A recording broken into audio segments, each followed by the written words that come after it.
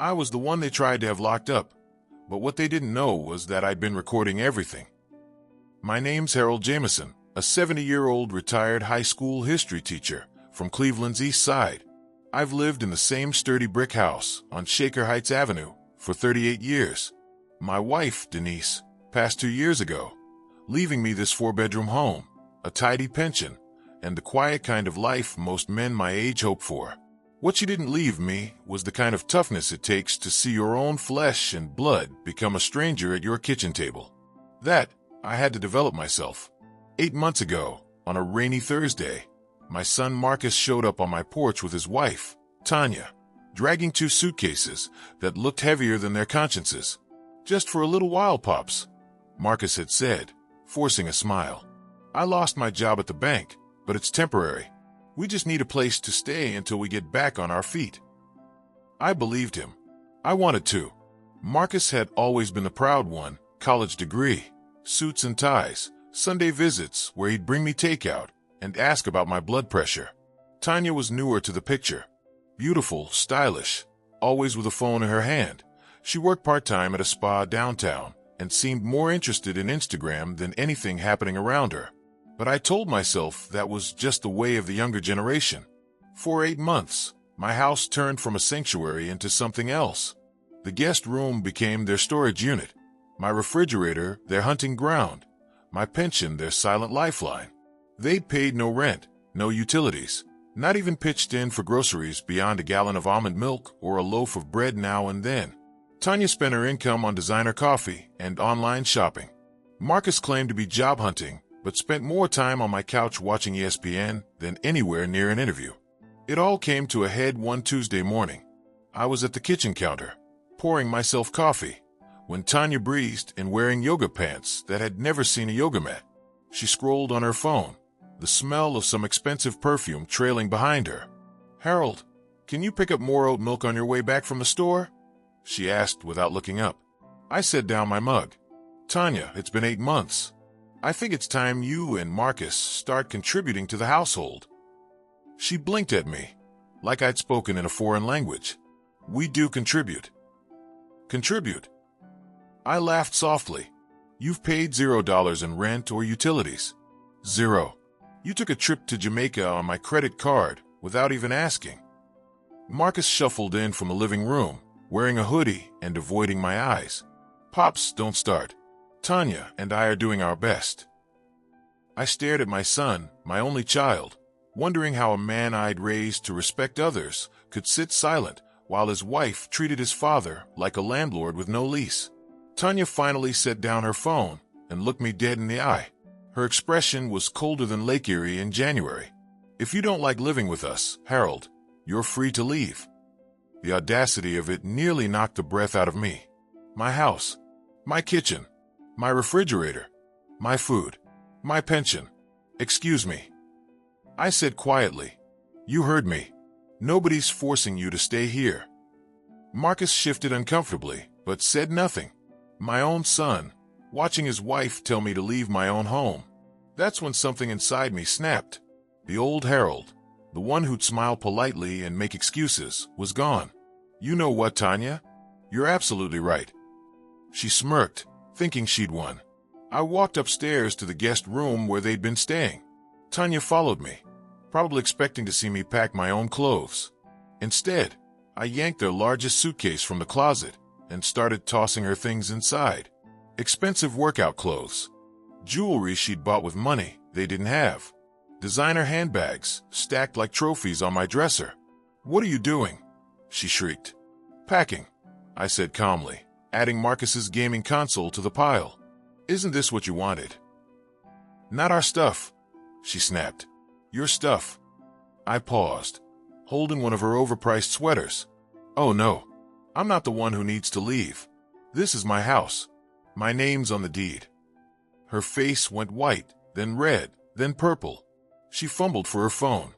"Yes, I need police and an ambulance," she said, her voice suddenly shaky and tearful. "My father-in-law is having some kind of breakdown. He's acting completely erratic, and I'm scared for everyone's safety." I kept packing, amazed at how calm I felt. Let her call whoever she wanted. This was still my house. What I didn't know, what I couldn't have known, was that Tanya had been planning this moment for months. 7 minutes after her dramatic phone call, the doorbell rang. Through the window, I saw 2 police officers and a paramedic standing on my porch. Behind them sat a black sedan I didn't recognize. "Mr. Jameson," the older officer said politely but cautiously. "We received a call about a disturbance." "Please come in," I said, stepping aside, though I'm not sure what disturbance you're referring to. Tanya appeared at the top of the stairs, her face streaked with what looked like genuine tears. "Officers, thank God you're here. He just started throwing our things around, shouting about how we don't belong here. I've never seen him like this." The younger officer looked between us. "Sir, is this your residence?" "Yes, it is. I've lived here for 38 years. "And you, ma'am?" "I'm Tanya Jameson, Marcus's wife. We've been staying here to help take care of him since his wife died." "Help take care of me?" I almost laughed. The woman who couldn't remember to flush the toilet was taking care of me. "Mr. Jameson," the older officer said gently, "your daughter-in-law says you were packing their belongings and asked them to leave. Can you tell us what happened?" "Certainly. Tanya told me that if I didn't like living with them, I was free to leave. Since this is my house, I suggested they might be the ones who should leave instead." The paramedic stepped forward. He was young, probably fresh out of training. "Mr. Jameson, I'm going to ask you a few questions just to make sure you're feeling okay. Can you tell me what day it is?" "Tuesday, October 15th, 2:30 in the afternoon. And I'm feeling perfectly fine, thank you." "Do you know who the president is?" I rattled off the current political information, my address, my social security number, and even recited the opening lines of a speech by Frederick Douglass for good measure. The paramedic looked confused. "He seems completely lucid," he said to the officers. That's when the man from the black sedan appeared, tall, silver-haired, wearing an expensive suit that screamed private practice. "Officers," he said smoothly, "I'm Dr. Leonard Brooks. I'm a psychiatrist, and Mr. Jameson has been one of my patients." I stared at him. "I beg your pardon. I've never seen you before in my life." "Harold," Dr. Brooks said in that condescending tone medical professionals use on confused patients, "you came to see me last month about your memory issues and paranoid thoughts about your family." "That's impossible. I don't have memory issues, and I certainly don't have paranoid thoughts." Tanya descended the stairs slowly, tears flowing freely now. "Dad, you don't remember? You've been so confused lately. Last week you accused Marcus and me of stealing your credit cards. Because you did steal my credit cards." The words came out louder than I intended. The officers exchanged glances. Dr. Brooks nodded sagely. This kind of angry denial is very common with dementia patients. They often accuse family members of theft or conspiracy. "I do not have dementia." "Mr. Jameson," the older officer said carefully, "would you mind if we took a look around just to make sure everything's okay?" "Of course," I said.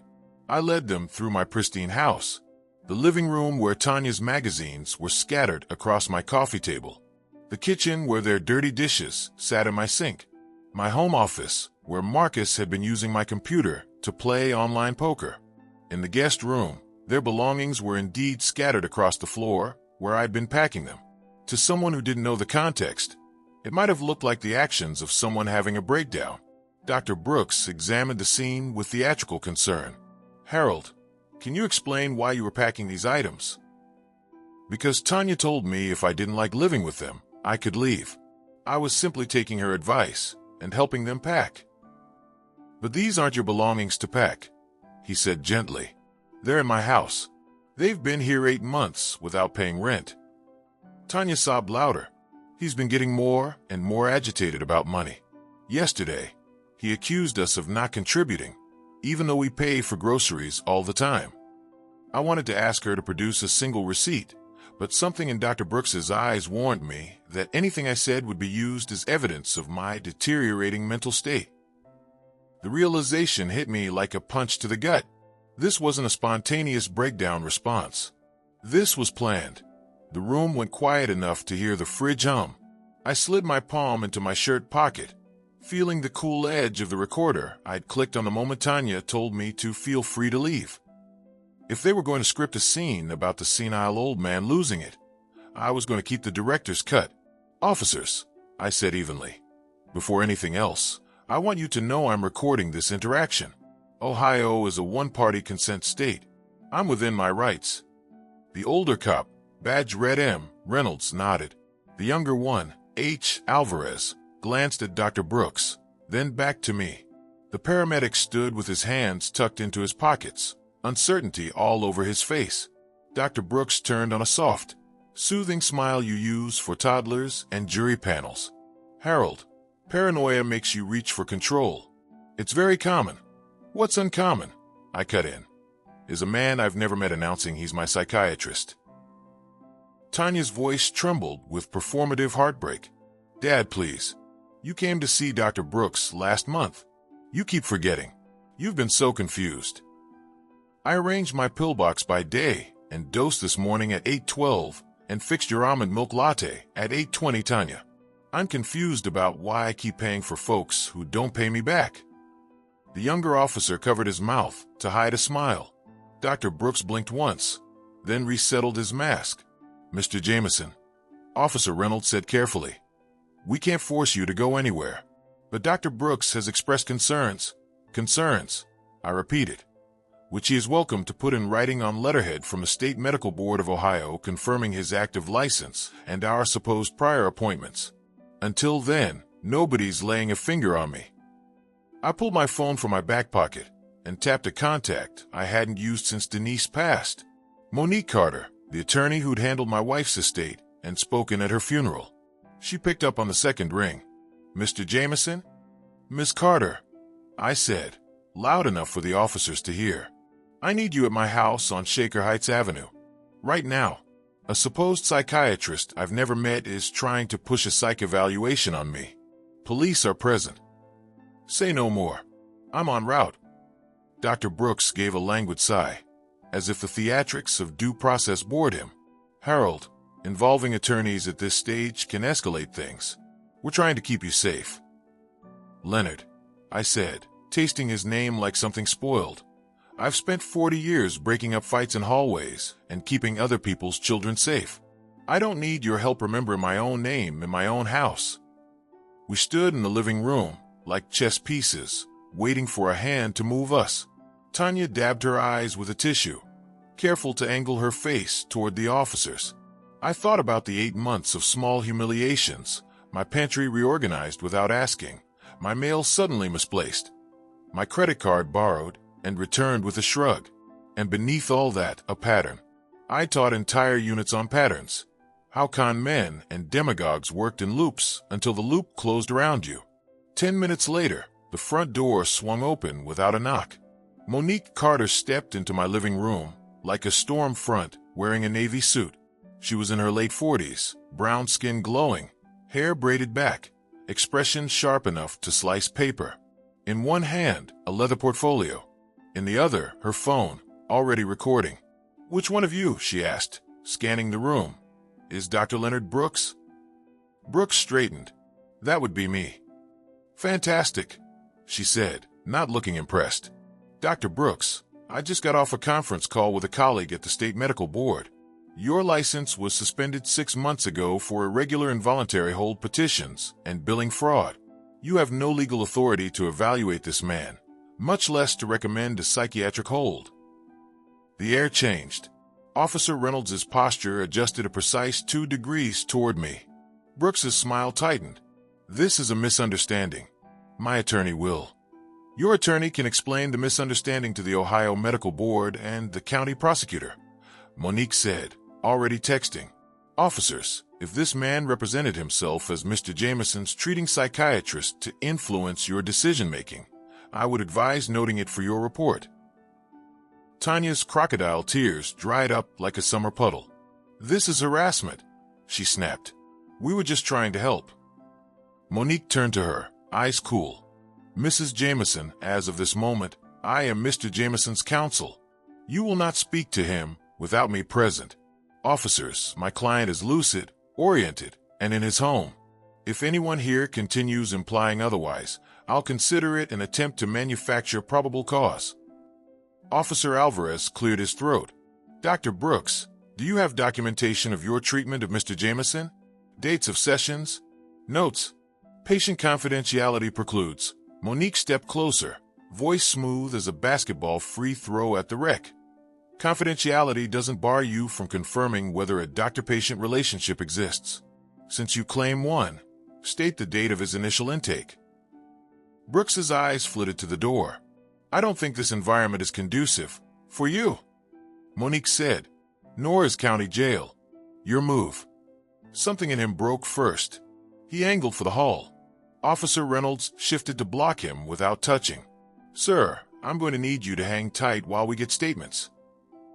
Brooks stalled, then made the wrong choice. He reached for the knob. Don't, Officer Alvarez said, hand hovering near his belt. Not a threat, a reminder. Brooks didn't push it. He sat down at last, the cushion sighing under all that fake dignity. Monique turned to me. Harold, are you okay? I am now. She nodded. Officers, my client will give you a recorded statement. Then he will rest. After that, I'll be filing an emergency notice with the bank and credit bureaus to flag any suspicious activity on his accounts. Tanya found her voice again. This is outrageous. We've been supporting him. Show me a single receipt for rent or utilities. Monique said. Go ahead. I can wait. Tanya's mouth opened and closed without sound. Marcus, who had been silent so long you could forget he was there, stared at the floor as if it might whisper the right answer. Pops, he murmured. We would just try to get through a rough patch. I looked at my son, a man I taught to tie his shoes on these very steps, and felt a kind of old ache under my ribs. Son, a rough patch doesn't entitle you to bulldoze the person who built the road. Officer Reynolds guided us through statements. I kept my answers to facts. 8 months, no rent, unauthorized charges. The sentence Tanya had said that started the avalanche. When we wrapped, he sighed, the tired kind. Mr. Jameson, for what it's worth, you handled this the right way, calm, clear, recorded. We'll note the license issue regarding Dr. Brooks. If you feel unsafe, call us. I feel safer than I did an hour ago, I said, glancing at Monique. Tanya tried one last angle. Dad, we love you. We're family. Monique met her gaze. Family is a verb. They retreated to the guest room. The officers left. The paramedic, who had kept his distance from the mess, offered me an apologetic half-smile on his way out. Dr. Brooks lingered until Officer Reynolds escorted him to the porch with a quiet, "We'll be in touch." When the door clicked shut, the house exhaled. Monique sat at my dining table, opened her portfolio, and laid down a list titled Immediate Steps. First, she said, we secure you. Cameras inside and outside by tonight. Doorbell cam. Motion lights. I have a vetted installer. Second, we lock down your finances. New cards, new online banking passwords, two-factor everything. Third, we document.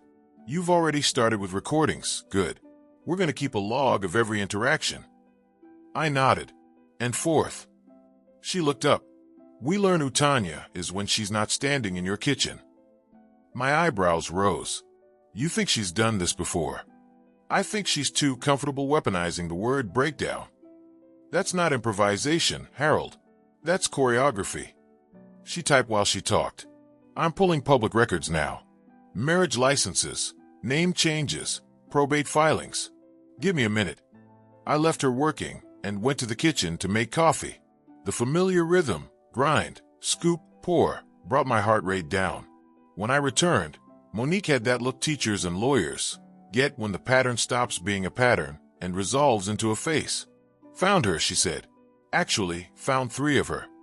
She turned her laptop toward me. On the screen were county records from Cuyahoga, Summit, and Franklin counties.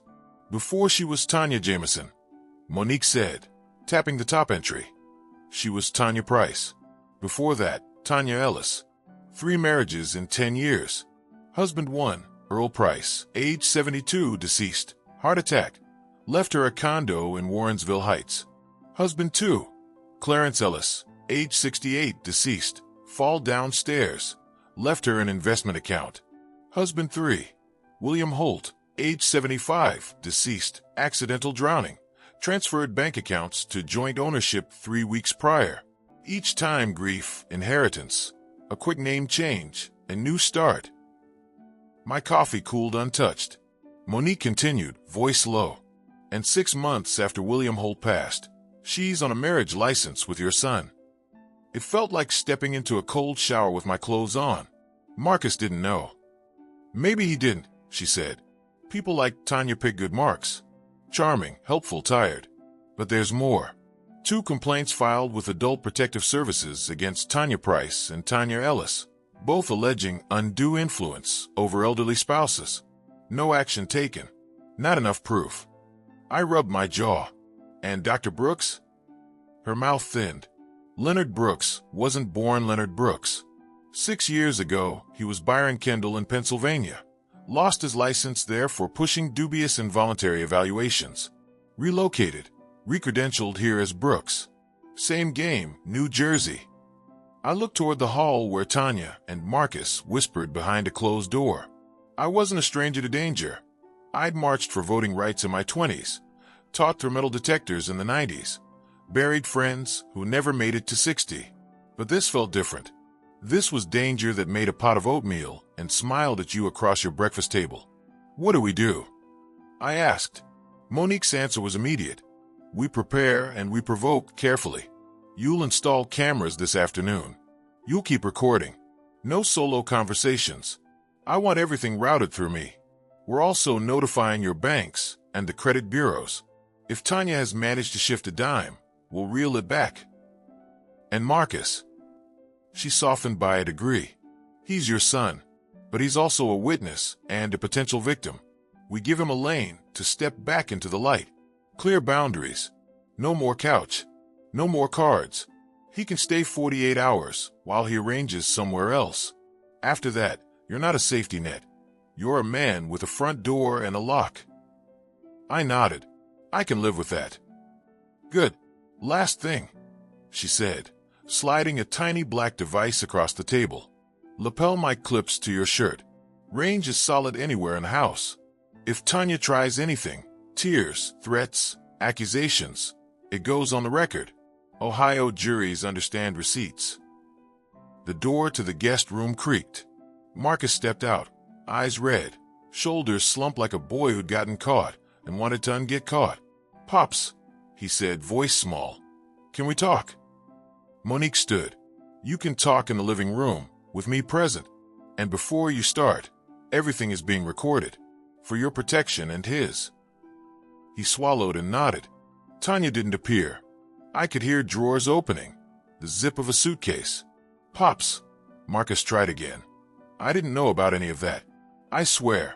She always said her ex was some abusive guy who died in a wreck. I was blind, okay? I was. He looked down at his hands. I was happy somebody wanted me. I felt the anger cool into something sadder. Wanting to be wanted can make a fool of any of us, son. But there's a line between being fooled and being useful. You crossed it when you let her talk to me like I wasn't the man who raised you. He nodded, tears threatening. You're right. From the guest room, Tanya's voice floated out, stripped of sweetness. Marcus, bring the black bag. The big one. Monique glanced at me. You set the boundary, she whispered. I stepped into the hall, calm as the first day of school. Tanya, I called. You have 48 hours to vacate my home. After that, you're trespassing. Between now and then, you will not enter my office, touch my mail, or use my cards. Any violation, I call the police and file for a protective order. Do you understand? A beat. Then honeyed venom. Crystal. Good, I said, returning to the living room.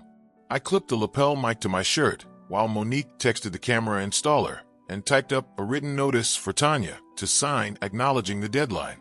By sunset, a crew from Guardian Shield Security was mounting cameras on my porch and in my foyer. Monique stood beside me on the stoop with copies of the notice in a manila folder. The neighborhood kids slowed their bikes to watch, their wheels ticking like metronomes. When the last screw turned and the doorbell cam blinked blue, Monique handed me a pen. Sign here, Harold. Today is the day the narrative changes. I signed. Then I slid on my house shoes, and, for the first time in months, I walked my own halls like they belonged to me. The next morning, the house was so still I could hear the furnace click on in the basement. Tanya hadn't come down for breakfast, and Marcus had left early, saying he had a few errands. I suspected those errands involved avoiding eye contact. Fine by me. I poured myself a cup of coffee, real coffee, not that oat milk nonsense, and sat at the table watching the morning light creep across the linoleum. For the first time in months, I felt something close to peace. But peace never lasts long when evil realizes you've stopped playing along. At 10:17 a.m., the doorbell rang. I opened the door to find Detective Karen Wells, badge clipped to her belt, standing on my porch. She was in her late 30s, black, with an expression that balanced curiosity and skepticism in equal measure. "Mr. Jameson?" she asked. "Yes, ma'am. I'm Detective Wells, Cuyahoga County PD. Mind if I come in? I'd like to ask a few questions about a report that came in last night."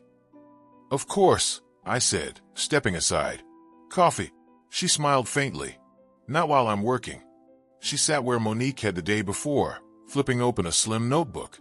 "We received a call from a Dr. Leonard Brooks claiming you made verbal threats to your daughter-in-law, Tanya Jameson. He said you became violent when she tried to calm you down." I couldn't help it, I laughed. "Violent? I'm 70 years old with arthritis in both knees. The only thing I attack these days is a crossword puzzle." "I'm just following up, sir. We have to take every claim seriously." I nodded, and I respect that. But what Dr. Brooks neglected to mention is that his medical license was suspended and that he's currently under investigation for fraudulent psychiatric holds. My attorney confirmed it yesterday. Detective Wells's pen stopped mid-note. "Suspended, you said?" "Yes, ma'am. You can call the state medical board. And while you're at it, check the police report from yesterday afternoon. Officers Reynolds and Alvarez were here. They saw the whole thing." She scribbled something down. "I'll verify that. Mind if I ask how your relationship is with your son and daughter-in-law?" I looked out the window, watching a squirrel dart across the lawn.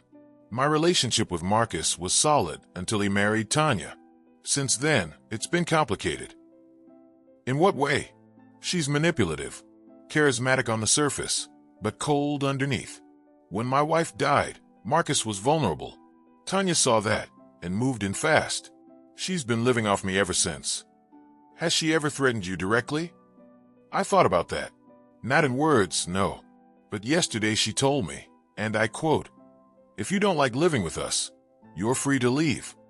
In my own house. That's not a threat, it's a declaration of intent. Detective Wells leaned back, studying me. "You seem very lucid, Mr. Jameson." "I am, which is precisely why Tanya and that fake doctor want to make me look otherwise." "Do you have proof?" I smiled. "Yes, ma'am, I do." I reached into the drawer by the table and pulled out the small black recorder.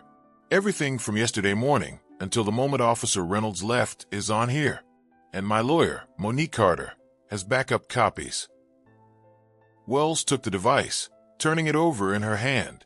"If what you're saying checks out, this could turn into something much bigger than a domestic dispute."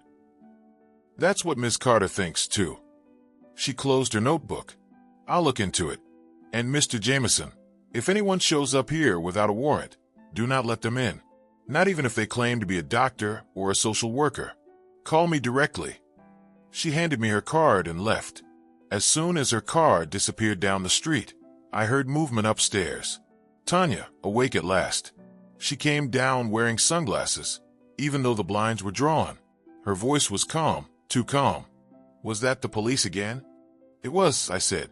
"They came to follow up on the little story you and your friend Dr. Brooks cooked up." Her lips twitched, not quite a smile. "You really think you can outplay me, old man?" "I don't need to outplay you. I just need to let you keep talking." She tilted her head. "You sound confident. That's new. Confidence is what happens when you stop being scared." She smirked. "We'll see how confident you are when Marcus realizes you're trying to tear this family apart." "Family," I said, laughing softly. A family doesn't plot to have its elder committed. Tanya's expression changed. Something dark flickered behind her eyes. You've been snooping. I've been living. You should try it sometime. She stepped closer, voice low. You have no idea who you're dealing with, Harold. Actually, I said, I'm starting to get a pretty good picture. She stood there for a long moment, weighing her next move. Then she turned and walked out the front door without another word. I called Monique. She just left. Good, she said. Keep the doors locked. I have some news for you, and you're not going to like it. Go on. Your daughter-in-law, Tanya Ellis Price Holt Jameson, isn't acting alone. I dug through old case files and found 3 deaths connected to her previous husbands, all ruled accidental. But the same name pops up in the investigative notes, a psychiatrist named Dr. Byron Kendall. Byron Kendall, I repeated. That's Brooks's real name. Exactly. He's been working with her for years. We're talking about a long-running scam, Harold. Elder abuse, financial manipulation, fake psychiatric holds. They get control of the victim's assets, declare them incompetent, and drain everything dry. Jesus. It gets worse, she said. I reached out to a contact at the FBI's Financial Crimes Division. They've been tracking similar patterns in 3 states, Michigan, Pennsylvania, and Ohio. Tanya and Brooks are part of a network. I gripped the edge of the table until my knuckles whitened. So I'm not the first. No, but you can be the last if we move fast. I've already shared your recordings with the Bureau. They want to open a formal investigation, but you have to stay sharp. Tanya might try to provoke you into saying or doing something she can twist. She already tried that once, I said. She won't get a second chance. By the time I hung up, my stomach was in knots. I sat there for a long while, staring at the cup of cold coffee, listening to the faint hum of the refrigerator. At noon, Marcus came home. His face was drawn, eyes red. Pops, he said, we need to talk. Then talk. He looked nervous. Tanya told me you threatened her. She said you're losing it, that you need help. Sit down, I said. We're going to settle this right now. He hesitated but obeyed. I reached for the recorder and pressed play. Tanya's voice filled the room, sharp, dismissive, dripping with contempt. If you don't like living with us, Harold, you're free to leave. Then my calm voice. Excuse me. Her reply. You heard me. Nobody's forcing you to stay here. Marcus's jaw dropped as the recording continued. The shouting, the police arriving, Tanya pretending to cry. The whole performance laid bare. When it ended, I said quietly, that's what really happened. He ran a hand over his face. I didn't know. No, son. You didn't want to know. Tears welled in his eyes. She told me you were paranoid, that you accused her of stealing because of memory problems. I leaned forward. Marcus, I taught you to check your sources. You believed the one person in this house who's been lying since the day she walked in. He nodded slowly, shame written across his face. What do you want me to do? I want you to tell me the truth. How much access does she have to my finances? She had your bank login. She said it was to pay the bills. My gut clenched. Marcus, did she ever have me sign anything? He frowned, thinking. A few forms for insurance or something. She said you'd forgotten to update beneficiaries. I exhaled through my teeth. Lord help me. Pops, what's going to happen? What's going to happen? I said, standing. Is that your wife's about to learn what happens when you try to play a history teacher in his own house. I've spent my life studying revolutions, son. They always start when the oppressed get tired of being quiet. That afternoon, Monique came back with a folder full of documents. She laid them out like cards on a poker table. Here's what we've confirmed. Tanya and Brooks, Kendall, whatever name he's using, have been working together for at least 6 years. Each time, same pattern. Find an elderly person with assets, get a family member involved, stage a mental breakdown, seize control. Sounds like organized crime, I said. Exactly. And the Bureau agrees. They're calling this case Operation Widow's Web. You're the first target who's caught them mid-act. I looked at the papers, the faces, the dates. So what's next? Monique smiled grimly. Next, Harold, we set a trap.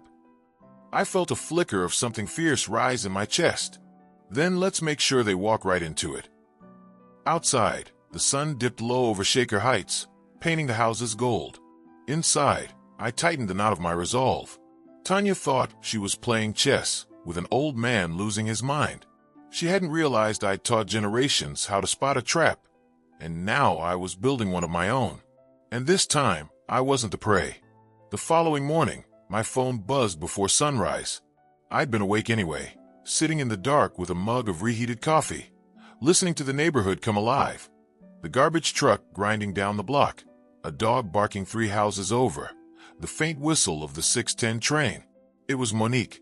Her voice was brisk but low, the way lawyers sound when they're holding something volatile. Harold, the bureau's moving forward. They've assigned a special agent to your case, Agent Renee Mitchell, Financial Crimes Division. She's driving in from the field office in Columbus today. I need you home when she arrives. I'm not going anywhere, I said. Tanya's still here. Monique paused. Then this might be our window. Keep your cool, record everything, and whatever you do, don't let her see she's losing. I've been married 42 years before this, I said. I know how to act like I'm losing. She chuckled despite herself. Just be careful, Harold. She's dangerous. Women like Tanya don't quit when cornered, they improvise. By 8 o'clock, Tanya came downstairs. Her hair was perfectly styled, her makeup flawless, but her eyes betrayed a restless energy, like she'd slept wrapped in worry. Morning, she said, too cheerful. I nodded without looking up from my cereal. Morning. She poured herself a smoothie, glancing around the kitchen. You planning to have company today? Maybe, I said. Some folks want to talk about my finances. Her grip on the blender tightened. What folks? Just some professionals. Professionals like your lawyer? Something like that. She smiled faintly. You really think you can lawyer your way out of this? Marcus won't stand for you turning him against me. You've already done that yourself. Her eyes narrowed. You think because you called a few cops you've won? I've handled men like you before, Harold. That line hit me harder than she meant it to. Men like you before. She wasn't lying. She'd handled 3 of them, and they were all dead. Before I could reply, she grabbed her keys and left. Her perfume lingered long after the sound of her car disappeared. I went straight to my desk, checking the cameras. Every angle was clear. Front porch, living room, kitchen, hallway. The lapel mic was charging on the counter. At precisely 10 a.m., a black SUV pulled into my driveway. A woman stepped out wearing a gray pantsuit, her badge clipped to her belt, a thermos in one hand. She was mid-50s, with short steel gray hair and calm, intelligent eyes. Mr. Jameson, she said as I opened the door. I'm Agent Renee Mitchell, FBI. Thank you for cooperating. Ma'am, you're the first person I've met this week who said thank you instead of you're losing your mind. Come in. She smiled at that, setting her thermos on the counter and flipping open a folder. I've reviewed your recordings and Ms. Carter's documentation. You've done everything right, calm, detailed, and most importantly, legal. You may have saved yourself from becoming one of our case files. That's not the kind of immortality I'm after, I said. She chuckled softly. Fair enough. Here's what we know. Tanya and the man calling himself Leonard Brooks are part of a structured network targeting seniors. They start by isolating the victim, fabricating mental health issues, and then filing for emergency guardianship through a friendly or fake physician. Once guardianship is granted, they liquidate assets, usually within 72 hours. And if the victim fights back, they're labeled delusional or combative and committed to a facility. We've tracked 6 cases like this in Ohio alone. I exhaled. 6 people like me? Exactly like you. Same pattern, but none had what you have, proof. Your recordings, your lawyer's documentation, and your vigilance give us something actionable. So what's next? We set a trap, she said. We'll let Tanya think her plan is still working. She'll make a move, probably soon. People like her always push for a final grab before running. Our goal is to catch her coordinating with Brooks. Once we have that, we can connect them to the larger ring. I lean back in my chair. You're telling me I need to keep living under the same roof with a woman who's been trying to destroy me? Only for a little while longer, she said gently. We'll have agents nearby at all times. You won't be alone. She placed a small device on the table. This connects directly to our monitoring system. One tap on the side sends a silent alert. It looks like a car key, but it's not. I turned it over in my hand. A panic button. Nice touch.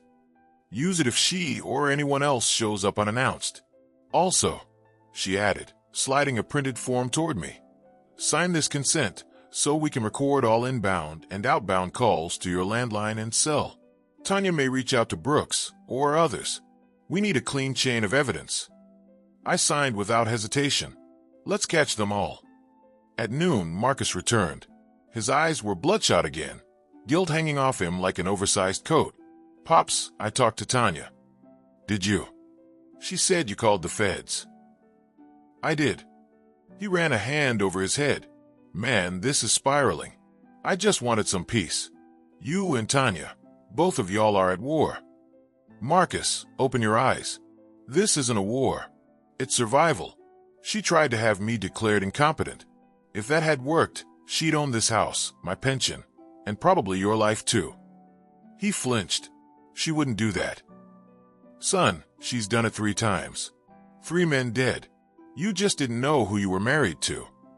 He shook his head like he could physically shake off the truth. I need to hear it from her. Then you better be ready for the lies that come with it. When he left, Agent Mitchell watched from the living room window, jotting notes. He's wavering, she said. That's good. It means he's reachable. Reachable or breakable. I asked. Sometimes it's the same thing. That evening, Tanya returned, her energy different. She didn't storm in this time. She glided, quiet, polite, too smooth. Harold, she said sweetly, I made dinner. Let's talk like civilized people. The table was set with takeout, steak, potatoes, salad. I wasn't fooled, but I sat anyway. The lapel mic was already rolling. She poured wine, her voice soft and measured. I've been thinking, maybe we got off on the wrong foot. We can fix this. Can we? Of course. Marcus and I care about you. We just want what's best. You're getting older, and it's a lot to manage: bills, property, finances. I've been reading about legal ways to simplify things. There's this program through a consulting firm downtown, Silvercare Solutions, that helps seniors manage assets safely. It's all very professional. I raised an eyebrow. And how'd you hear about them? She smiled. A friend recommended them. They helped her aunt transfer everything into a trust. Keeps greedy relatives from taking advantage. So, a company that helps old folks protect their money by signing it away. Her smile didn't waver. Don't be dramatic. It's legitimate. I nodded slowly. Maybe I'll look into it. She relaxed, thinking I'd taken the bait. Later, when she went upstairs, I whispered to Agent Mitchell through the small earpiece hidden under my collar. She's making her move. Said something about a consulting firm called Silvercare Solutions. Mitchell's voice came through crisp. Copy that. We've heard the name. It's come up in 2 other fraud cases. We'll trace it. The next day, the FBI confirmed Silvercare Solutions was a shell company linked to multiple elder exploitation schemes. Its so-called financial advisors were just recruiters. Their real job was to find the next target. Good work, Harold, Mitchell said. She's escalating. That means she's desperate. Desperate people make mistakes. And Tanya was about to make the biggest one of her life. 3 days later, she returned from errands carrying a briefcase and wearing her most sympathetic face. I spoke to the advisor at Silvercare, she said as she set the case on the table. His name's Robert Davidson. He's agreed to meet you tomorrow. He's wonderful, experienced, trustworthy. I forced a grateful smile. You think he can help me? Oh, definitely, she said, eyes gleaming. He's helped lots of seniors. This could really change your life. That much, I believed. When she left the room, I tapped my earpiece. "Agent Mitchell," I whispered. "We've got a name." Her reply came immediately. "Robert Davidson is already on our radar. He's a placement coordinator, the man who identifies victims for the entire network. You're about to meet the spider in the middle of the web." I leaned back, heart pounding steady as a drumbeat. Then I guess it's time I let him spin his story. Mitchell's voice was firm. "We'll be ready. Just do what you've been doing, Harold. Stay calm, stay sharp, and let them believe you're still their mark." I smiled to myself. If they think I'm the mark, Agent Mitchell, they're in for a history lesson. Outside, night settled over Shaker Heights. Inside, I cleaned the table, poured a fresh cup of coffee, and looked around my house. The house they thought they could steal. Tomorrow, the hunter would come. And for once, the old man wasn't the prey. When I woke up the next morning, I already knew the day would change everything. I'd slept no more than 3 hours, replaying Tanya's words in my head.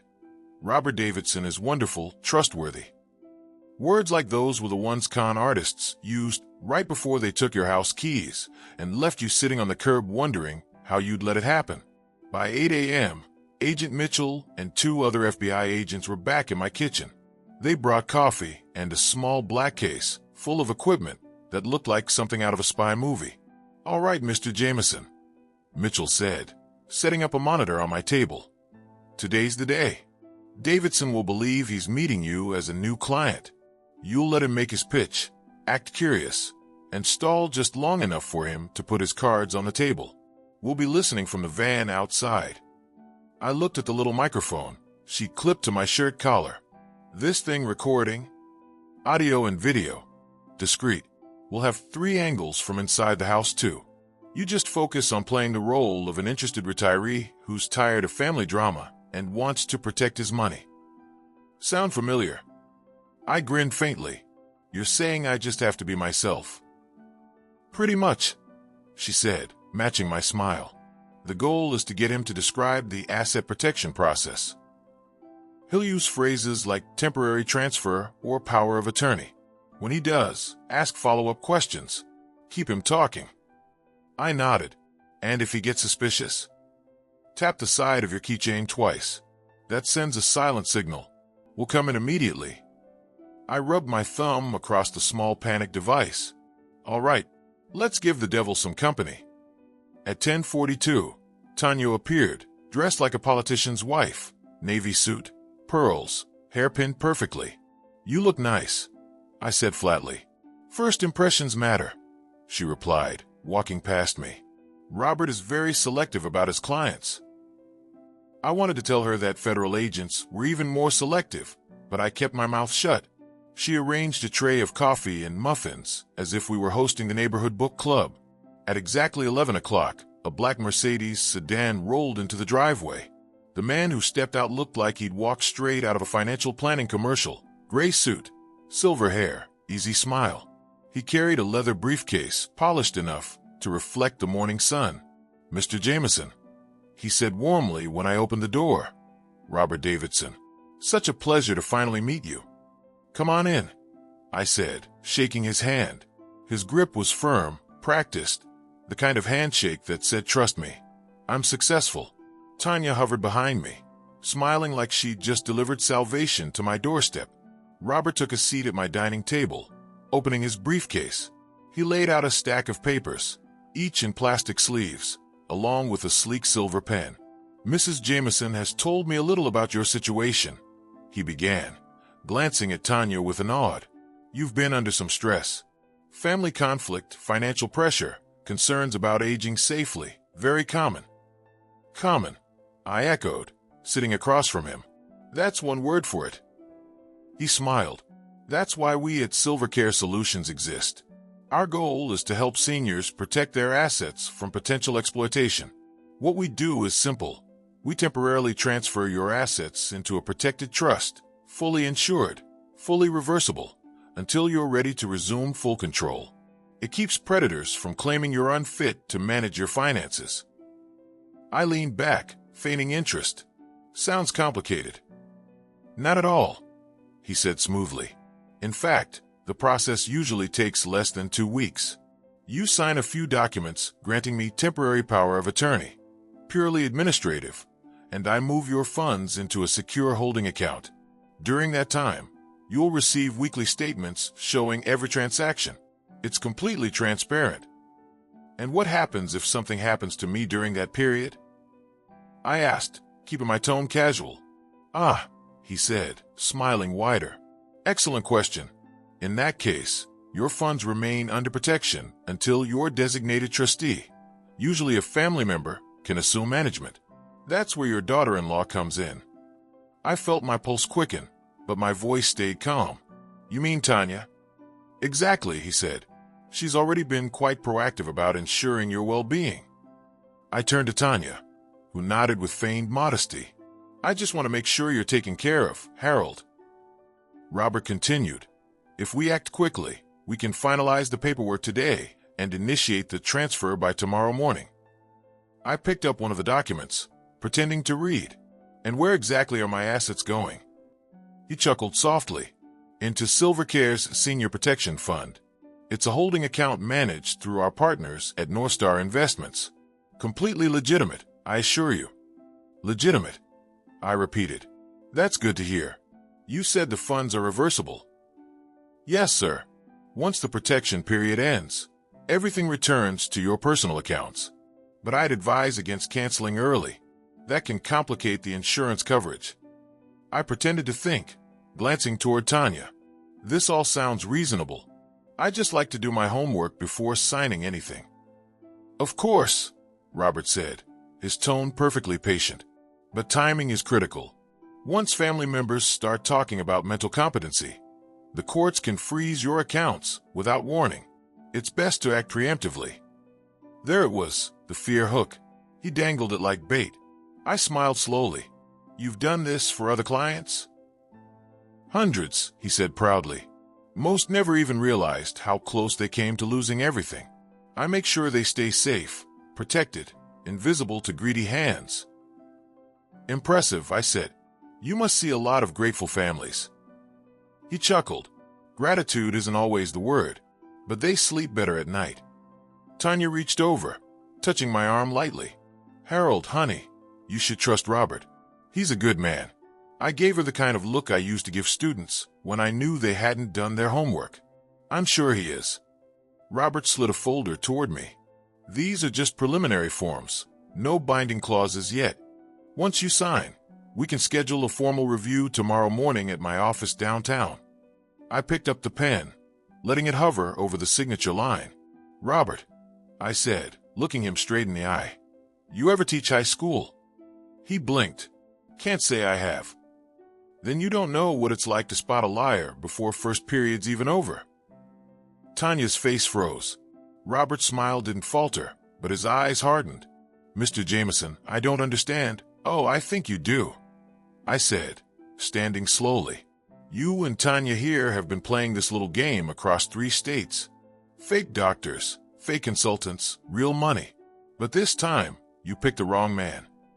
Robert's jaw tightened. Now hold on. I raised my voice slightly, looking toward the kitchen camera I knew was recording. I've got federal agents listening to this conversation right now, Mr. Davidson. You might want to tell the truth before they walk through that door.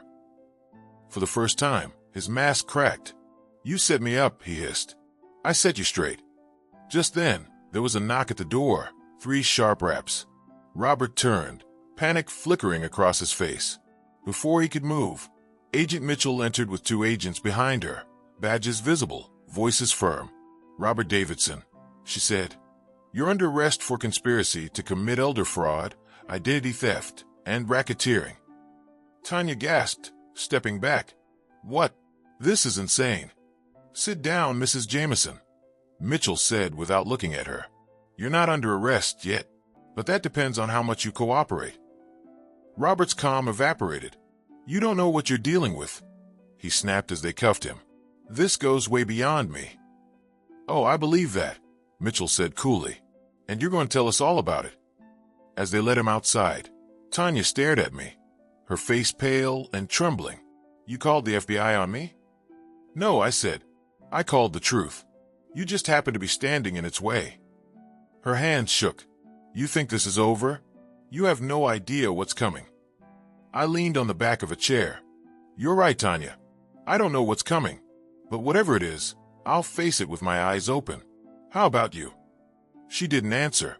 She just grabbed her purse and bolted for the door, heels clicking like gunshots on the hardwood floor. Outside, the agents' voices faded as the black SUV pulled away with Robert Davidson inside.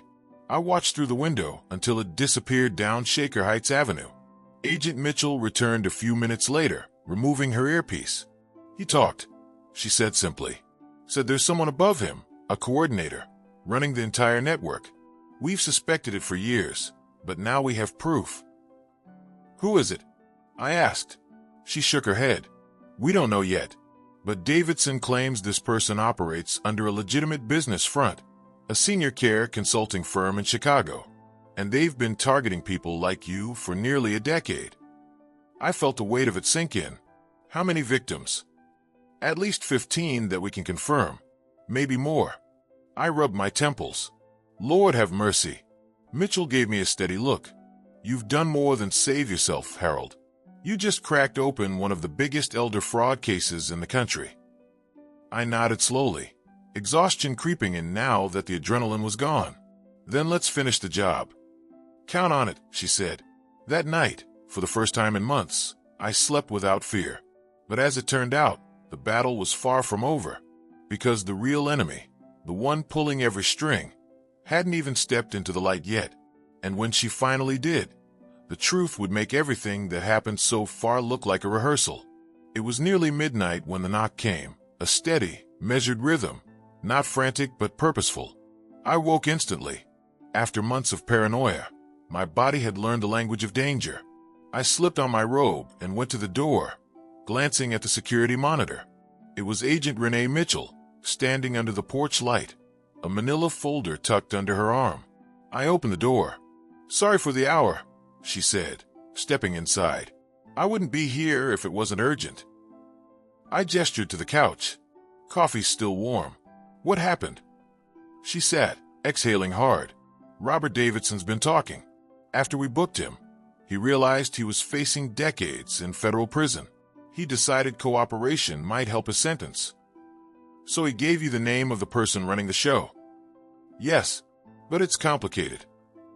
I poured coffee into 2 mugs and waited. Mitchell opened her folder and slid a photo across the table. The woman staring back at me was in her early 50s, silver hair perfectly styled, professional smile. There was something disturbingly familiar about her eyes. Sharp, clinical, too calm. Who is she? I asked. Dr. Patricia Kellerman, Mitchell said. Licensed geriatrician, head of a consulting firm called Elderwell Care Solutions in Chicago.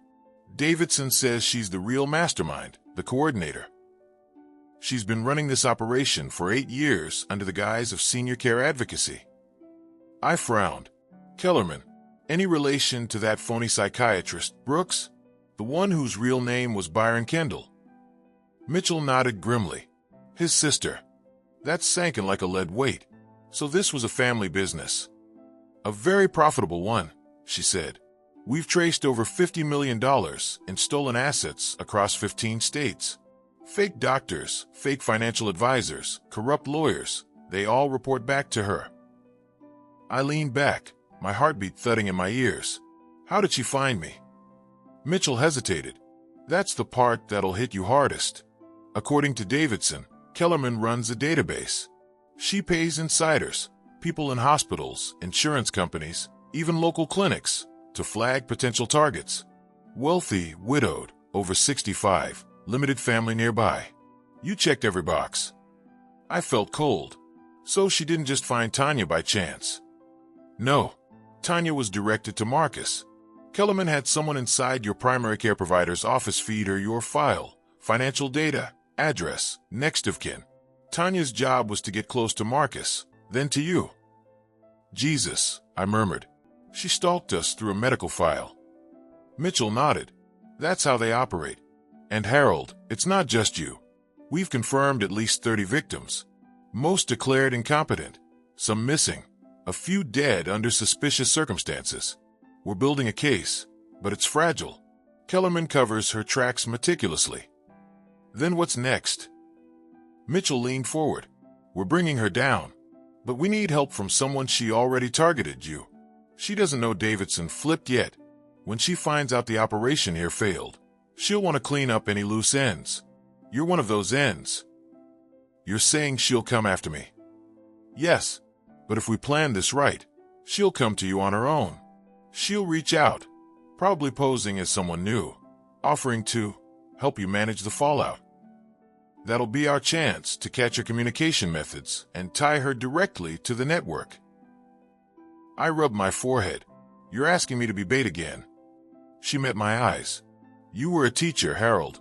You know how to keep your composure under pressure. You're the only one who's beaten them so far.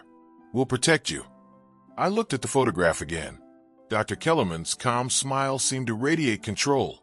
She didn't look like a criminal. She looked like every doctor who'd ever told me to eat less salt and trust their judgment. That was the genius of it. All right, I said finally. Let's finish this lesson. Mitchell gave a small, grim smile. That's what I was hoping you'd say. The next few days passed in a tense quiet. Tanya had vanished, leaving behind a closet full of designer clothes and a car registered under a false address.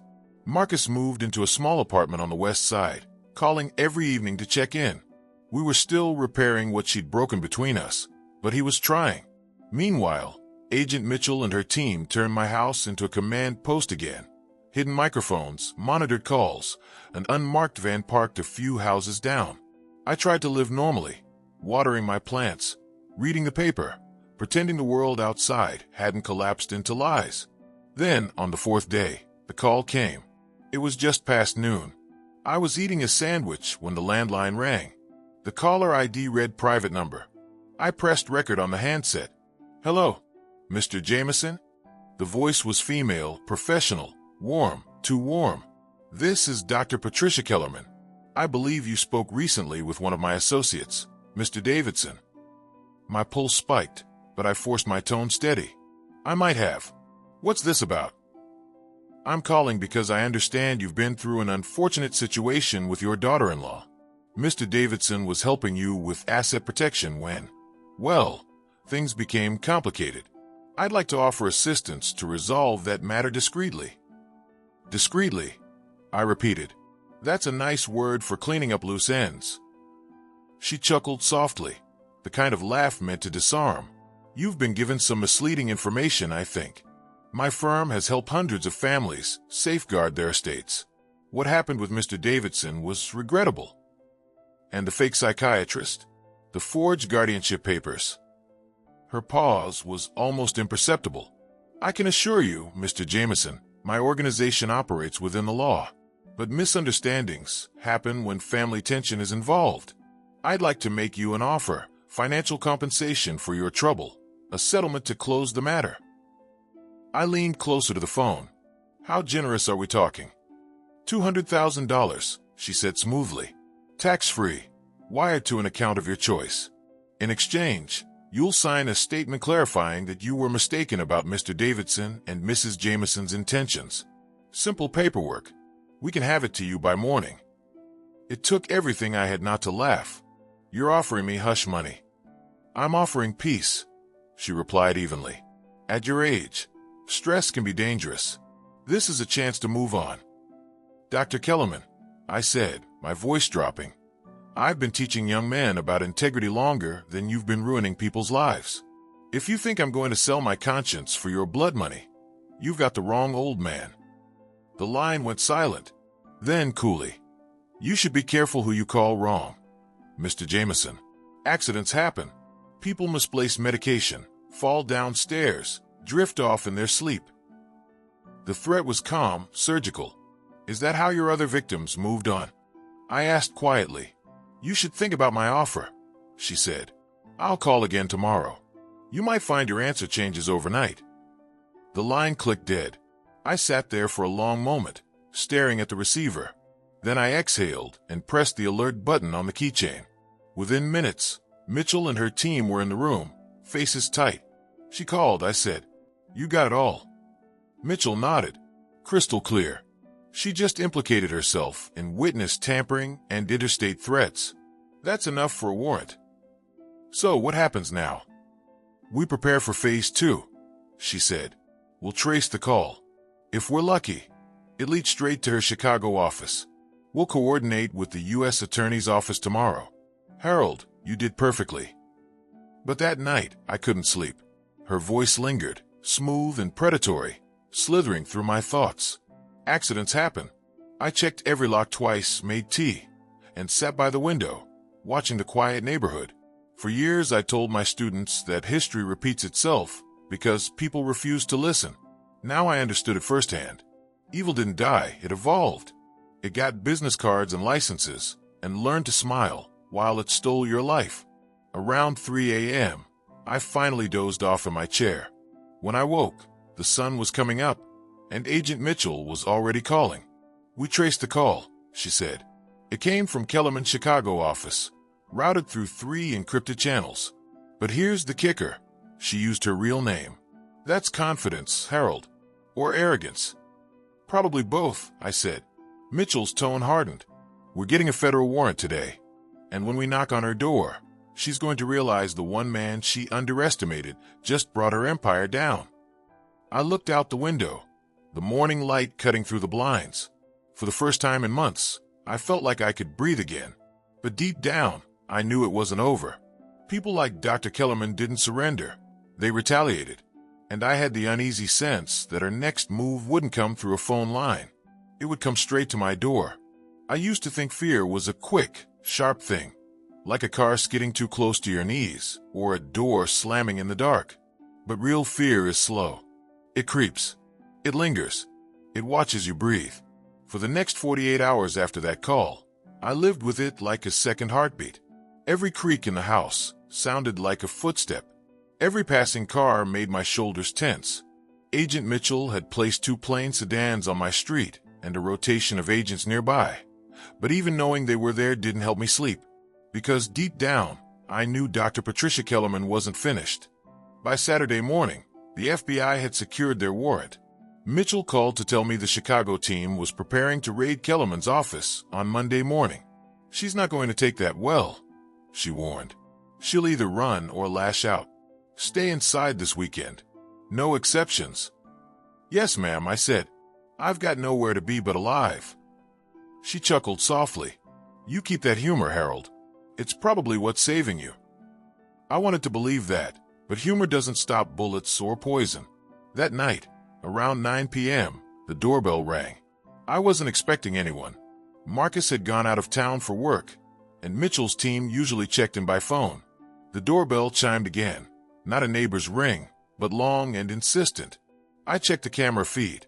A man stood on the porch wearing a delivery uniform, brown cap, matching jacket, clipboard in hand. His face was shadowed by the porch light. I opened the door just a crack.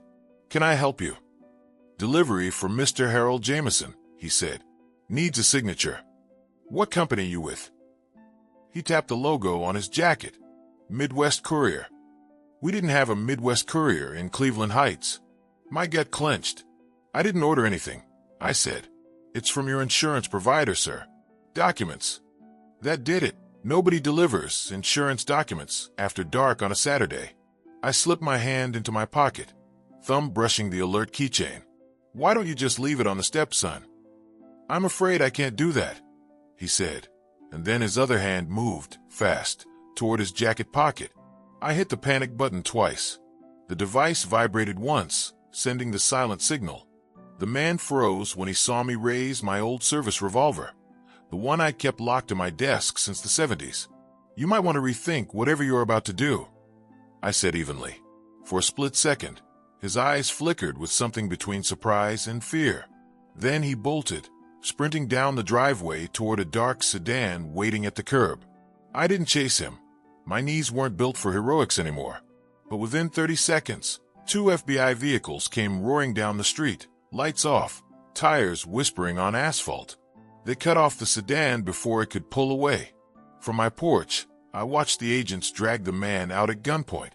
One of them shouted, "FBI, hands where I can see them." The driver's door opened. A A second man stepped out, older, thinner, hands raised. The agents cuffed both of them and searched the car. Mitchell was at my door 2 minutes later, wearing jeans and a black jacket, her expression tight. "Are you all right?" "Fine," I said, heart pounding. "Guess your doctor sent a house call." "Guess so," she muttered, motioning for her team to sweep the house. "We'll process the suspects." From what we found in the car, they were carrying a syringe filled with midazolam, same drug used in 2 of Kellerman's other cases. I felt a chill spread down my spine. They were going to sedate me and make it look like you fell asleep and never woke up, Mitchell finished grimly, her signature move. But thanks to you, they failed. She walked back to the living room, rubbing her temple. "We'll get statements, but this confirms Kellerman's willing to cross lines. That'll strengthen our case." "Agent Mitchell," I said quietly, "you sure you can catch her before she tries again?" She looked me dead in the eye. "By this time Monday, she'll be in handcuffs." Sunday came and went like a bad dream. Endless calls, reports, forms. The FBI had identified the man as Aaron Tate and Lyle Morris, both former EMTs, with falsified credentials. They'd been working under aliases connected to Kellerman's firm. But something about it didn't sit right with me. If Kellerman was so careful, why send amateurs who couldn't even fake a delivery properly? That question was still gnawing at me when Marcus called Sunday night. "Pops," he said, voice low. "You okay? I saw police on the news about a shooting near your street." "No shooting here," I said. "Just another day in paradise." He hesitated. "Tanya called me." My hand tightened around the phone. "What?" "She said she's in Chicago. Said she wanted to explain everything. Explain how she tried to kill me. She swore it wasn't like that. She said she didn't know what Kellerman really planned. That woman could sell fire to hell, son. Don't believe a word." "I'm not," he said quickly.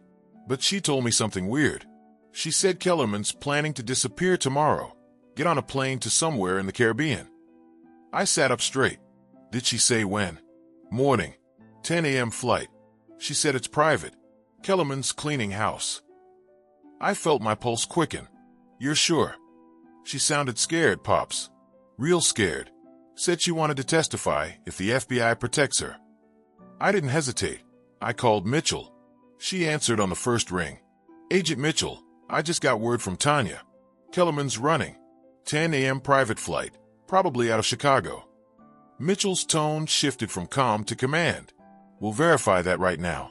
If that's true, we move at dawn." Monday morning, the sun rose over Cleveland in streaks of gold and gray. I sat by the window, waiting for a call that could end 2 years of hell. At 8:15 it came. "She's down," Mitchell said, voice steady but tight. "Chicago field team executed the warrant at 7:48. Dr. Patricia Kellerman was arrested at her office. We have her servers, her files, and access to her offshore accounts." I closed my eyes, letting out a breath I hadn't realized I'd been holding. "She didn't fight. She tried," Mitchell said. "Told agents she was a victim of a misunderstanding. Even tried to call her lawyer mid-arrest. But she's done. Davidson's testimony and your recording sealed it." For the first time in months, my shoulders relaxed. "So it's over?" "Almost. We'll spend weeks sorting through data and financial records, but we've already found files on over 200 victims. Some alive, some not. You started something, Harold. You didn't just save yourself. You saved hundreds of people." Her words should have comforted me. Instead, they hollowed me out. I thought of all those men and women who trusted people like Tanya, Davidson, and Kellerman. People who'd opened their homes and hearts, only to be treated like prey. "Can I ask you something, Agent?" I said quietly. "Of course. You ever seen Real Evil before?" There was a pause on the line. Then she said softly, "Yes, but not many times. This was one of them." That afternoon, she came by with a copy of the official report. The file was thick, dozens of pages documenting bank accounts, forged wills, fake death certificates. Kellerman had built an empire on suffering. "They'll charge her with everything from racketeering to attempted murder," Mitchell said. "Federal courts go and make an example out of her." I nodded, but my attention drifted to the last page, a list of names. The victims. I counted 27 from Ohio alone. The oldest was 92. The youngest was 66. Did any of them get their money back? I asked. Some will, she said. We've already recovered about $42 million across the network. I traced the edge of the page with my finger. That's good, but money can't fix everything. No, she said softly, but truth helps. That night, as I sat in my recliner with the file open beside me, I thought about something I told my students years ago. That courage wasn't the absence of fear. It was walking through fear like it didn't own you. Dr. Kellerman had built a kingdom on fear. But she forgot that even an old man with shaky knees and a stubborn soul can still fight back. The system had almost buried me, labeled me incompetent, tried to erase my name from my own mailbox. But here I was alive, standing, and still in my house. And for the first time in a long while, I let myself smile. Because even though the war was nearly over, I already knew what I wanted to do next. I wasn't going to spend my last years hiding. I was going to make sure nobody else ever fell for a smile like Tanya's or a voice like Kellerman's again. When you spend a lifetime teaching young men how to tell the truth, you learn something important. The truth doesn't always set you free. Sometimes it gives you a new job. 3 weeks after Dr. Patricia Kellerman's arrest, I found myself sitting in the Cleveland field office of the FBI, sipping burnt coffee under fluorescent lights, answering questions that made my head spin. Agent Renee Mitchell sat across from me with a tablet in her hands, her glasses perched low on her nose. The woman looked like she hadn't slept in days. We've processed over 200 victims so far, she said. Most are elderly, some still trapped in facilities Kellerman's organization controlled. We're coordinating with state agencies to get them released. I nodded slowly. So you caught the Queen. Now you're trying to untangle her web. Exactly, she said, tapping her screen. The problem is, the web's deeper than we thought. Kellerman had connections inside hospitals, senior homes, insurance firms, even probate courts. People feeding her information and smoothing the paperwork. I frowned. You mean government workers were in on it? Some, Mitchell said grimly. Not all knowingly, but enough to keep her operation running. Fake psychiatric evaluations, false signatures, expedited guardianships, all rubber-stamped by people who should have known better. I took a sip of coffee. Sounds like evil with a pension plan. Mitchell gave a humorless smile. That's about right. She leaned forward. Harold, there's a reason I wanted to meet today. You know how she targeted her victims, isolated them, made them question their own memory, tricked them into signing over power of attorney. Most of those people are too scared or confused to testify. But you're the one who fought back and recorded everything. The Bureau wants your help. My help. We'd like you to work with us as a community liaison. Talk to survivors. Help them tell their stories. Teach them how to spot the signs. We'll cover expenses.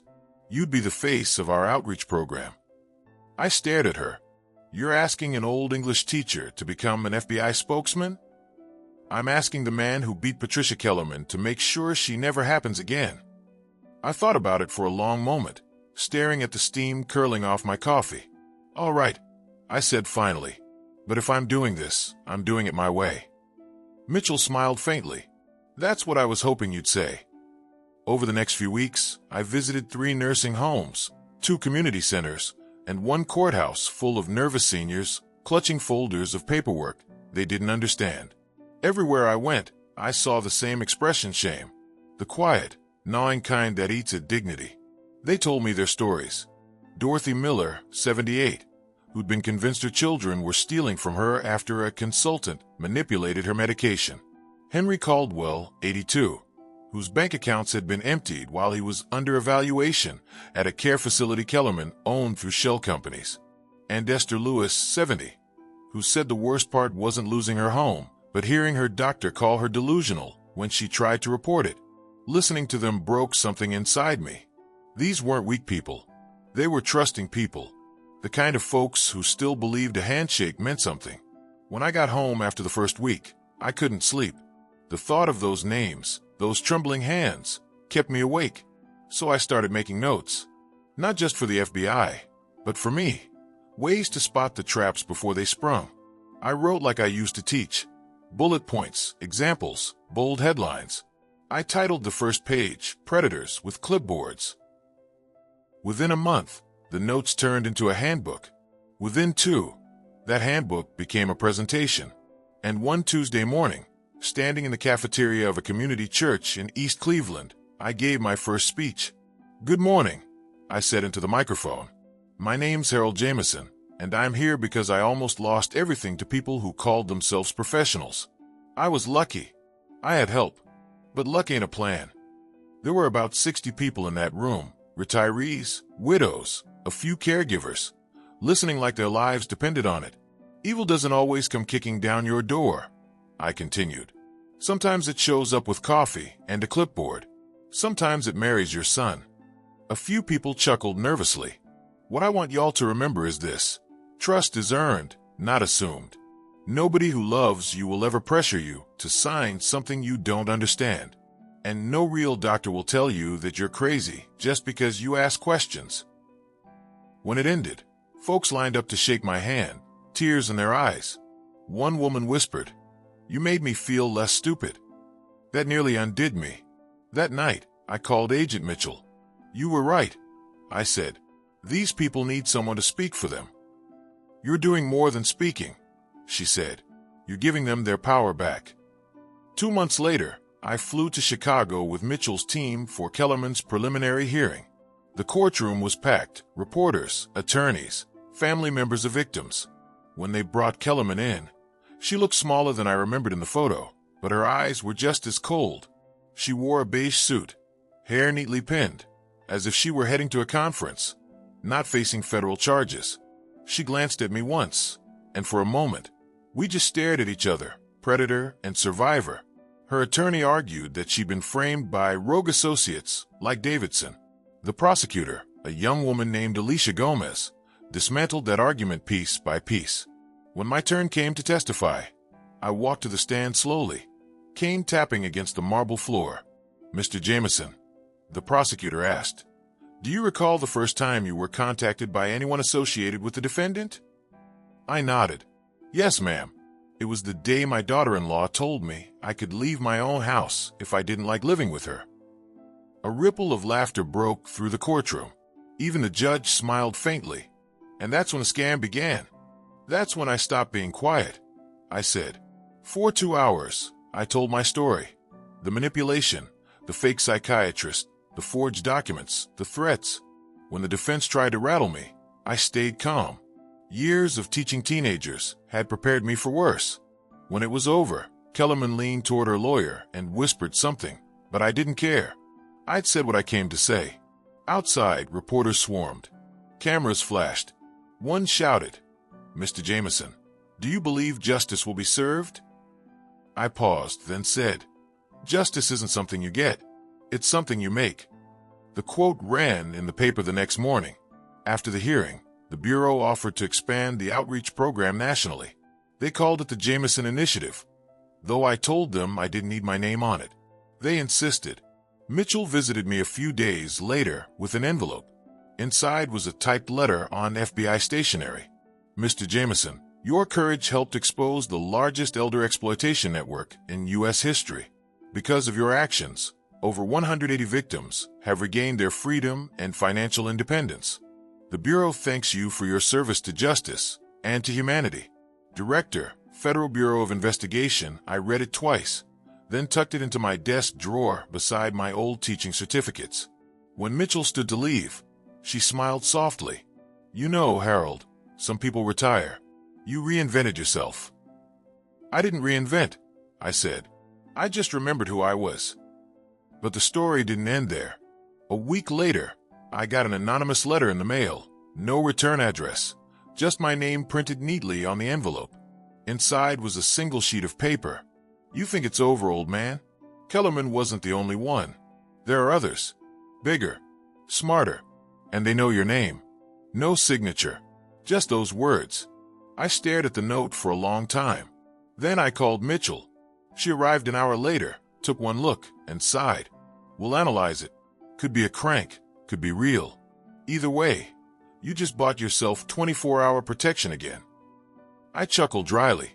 Guess retirement's overrated. Mitchell smiled faintly, but there was worry in her eyes. Harold, if there are others, we'll find them. But if that letter's right, this may go higher than Kellerman ever reached. I folded the note carefully and set it beside my coffee cup. Then I guess we've got work to do. That night, as I watched the rain slide down the window, I thought about all the faces I'd met. The survivors, the agents, the people who still trusted. Evil doesn't vanish just because you catch one villain. It waits for you to get tired. But I wasn't tired. Not yet. For the first time in a long while, I didn't feel like prey anymore. I felt like a man on a mission. There's a saying my father used to repeat when I was young. If you kick over one rock, you'd better be ready for the snakes underneath. He was right. The day after that anonymous letter arrived, Agent Renee Mitchell called me to meet her at the downtown Cleveland field office again. Her tone on the phone was clipped, almost tense, a tone I hadn't heard since before Dr. Kellerman's arrest. When I got there, she was already waiting in a glass conference room, pacing like a woman trying to outwalk bad news. A young analyst sat beside her, a laptop open, data scrolling on the screen. "Morning, Harold," Mitchell said, motioning for me to sit. "You got your coffee?"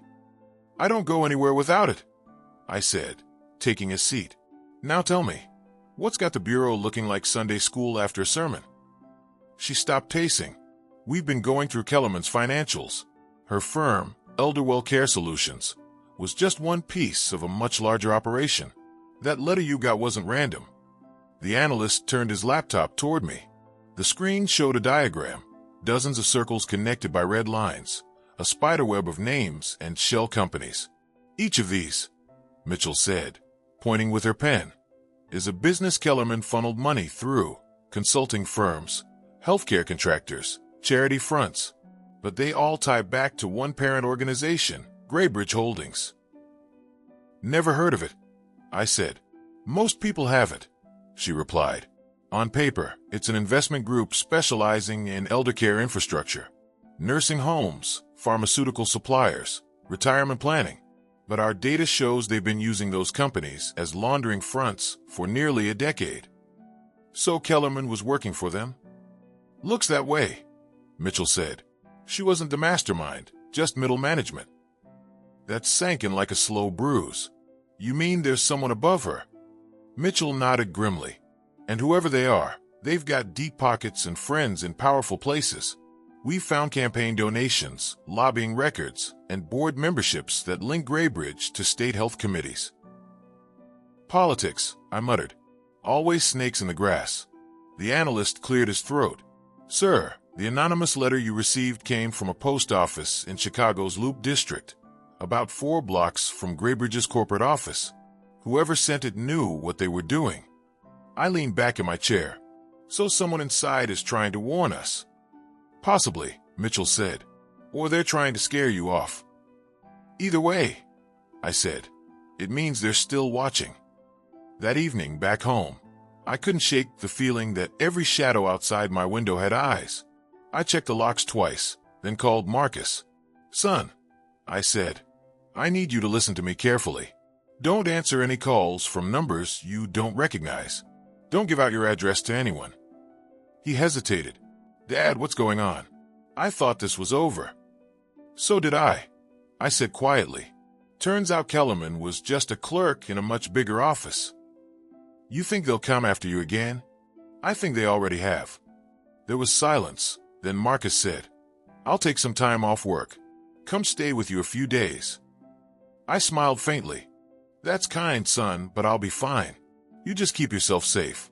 I'm working with people who know how to handle this." He exhaled. "You sure?" "Positive," I lied. The next morning, Mitchell called again. "We've got something," she said. "You might want to see this in person." An hour later, I was sitting in the Bureau's operations room, a low-lit space filled with maps, screens, and the smell of stale takeout. Mitchell stood beside a monitor showing a video feed of a man in his 50s, clean-shaven, wearing a dark suit. "Who's that?" I asked. "Senator Gerald Kane," Mitchell said. Ohio State Committee on Health and Aging. He's been one of the biggest public advocates for eldercare reform. He also happens to be on the board of Graybridge Holdings. I frowned. You're saying a sitting senator's involved in this scam? Not directly, she said carefully. But money from Graybridge has been flowing into his campaign for years. And look here. She tapped the screen, pulling up a set of emails. 2 months before Kellerman's arrest, Kane's office exchanged encrypted messages with her firm. The subject lines reference patient placement logistics and liquidation timelines. Liquidation. I repeated. You liquidate assets, not people. Exactly, Mitchell said grimly. We believe Graybridge wasn't just stealing money. They were using the legal guardianship system to seize property, then selling it through their network. Elderly victims declared incompetent. Homes sold under court order. Funds laundered through shell companies. And the senator? He's claiming ignorance. Says he thought Kellerman was running legitimate research projects. But the evidence suggests otherwise. I rubbed my jaw. So what's the plan? We can't move on a sitting senator without airtight proof, Mitchell said. But if we can connect the money trail to Kellerman's victims, we can force his hand. And Harold, your name appears in those internal memos. I blinked. Yes. There's a file labeled Project Beacon. It describes your case in detail.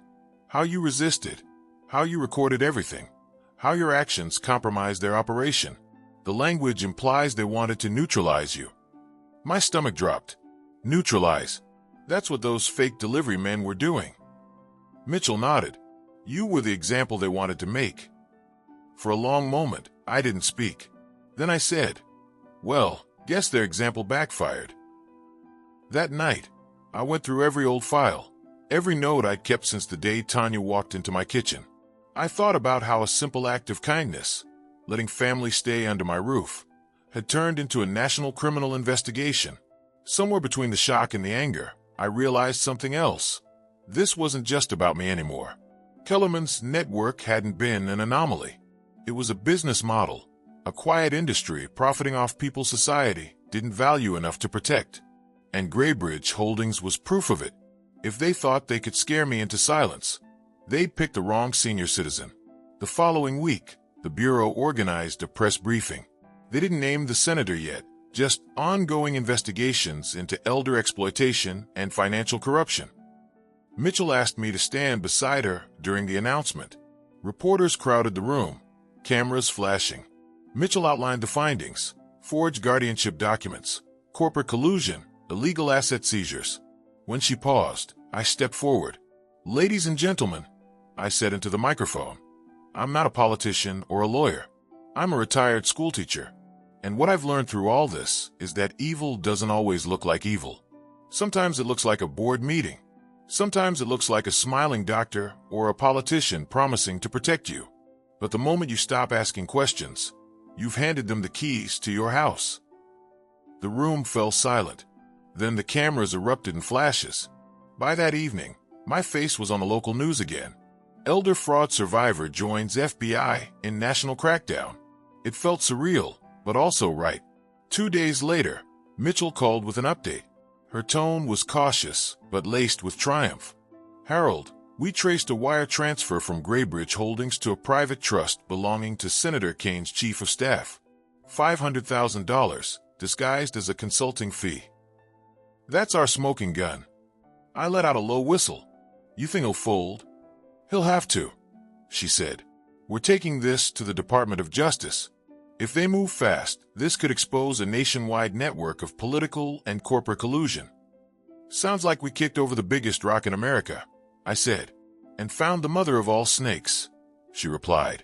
That evening, I sat on my porch watching the sunset burn orange over the maple trees. Marcus came by, 2 takeout boxes in hand. Thought you could use some real food, he said, setting them down. Only if it doesn't involve tofu, I said. He laughed, then grew serious. Dad, I saw you on the news. You look it up there. Strong. Didn't feel strong, I admitted. But maybe that's what strength is, doing it anyway. He nodded slowly. Tanya called me again. I froze. What did she want? She's offering to testify against Graybridge. Says she has records Kellerman sent her before everything went down. Emails, lists of targets. My pulse quickened. Did you tell Mitchell? I did. She's sending someone to pick up the files tomorrow. Tanya's scared, Dad. Says people have been following her. I sighed.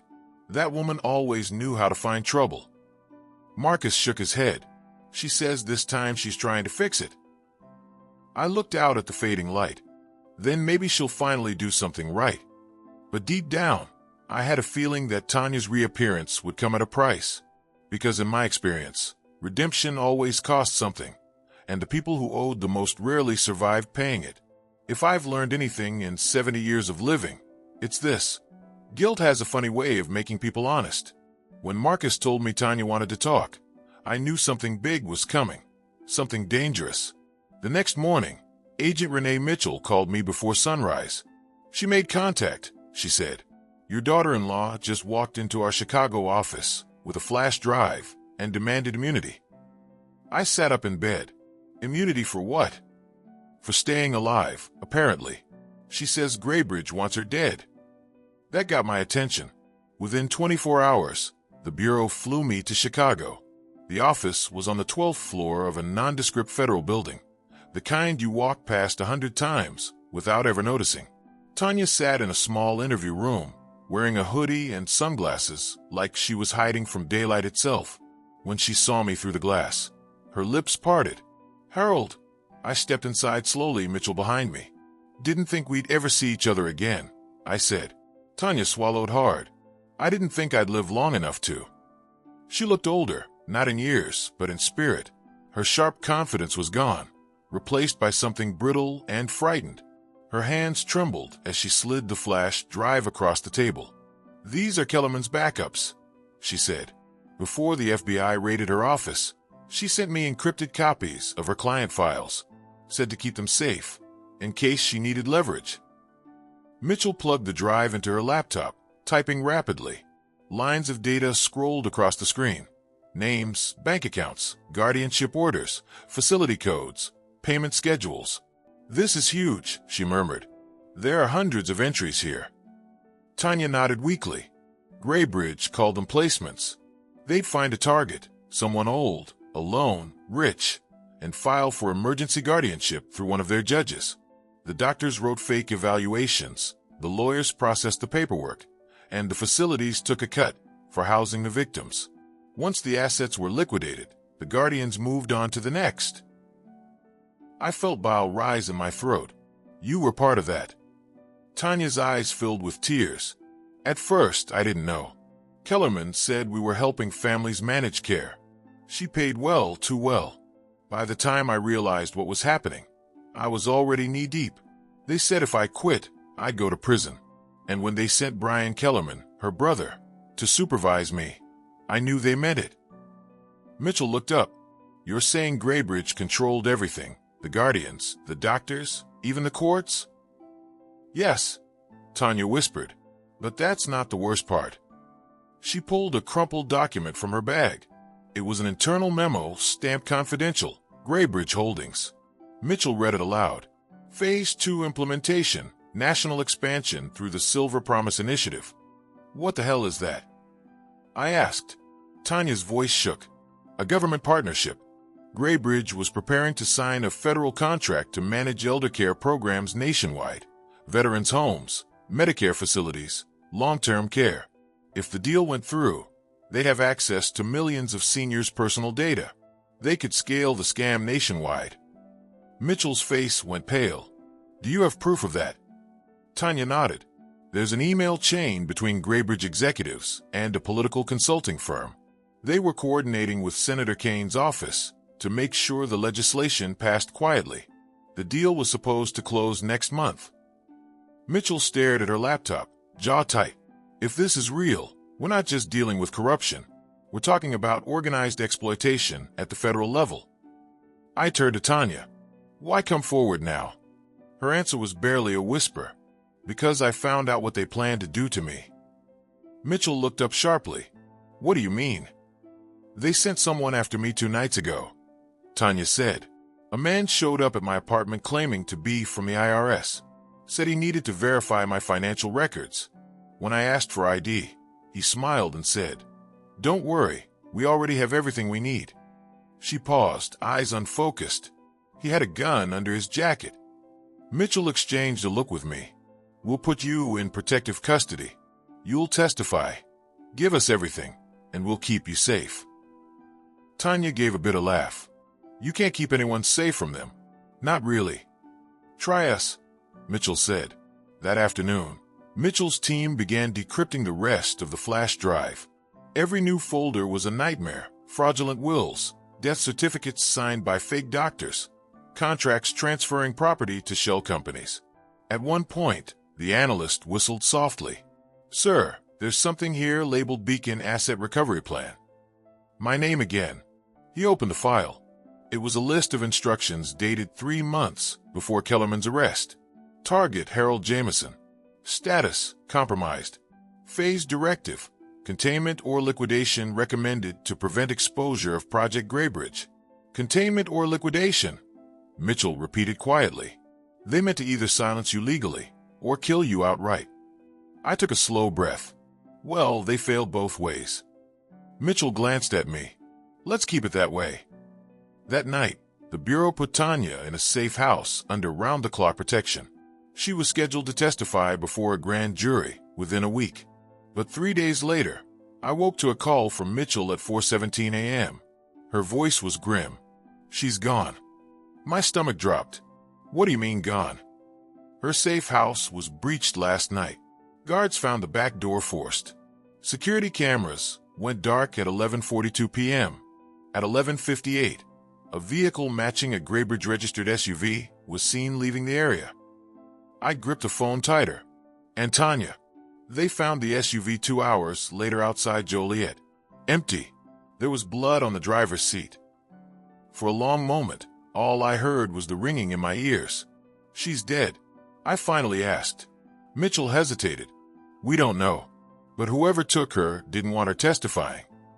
I sat down heavily, hands shaking. All that talk about redemption, and she didn't even make it to the stand.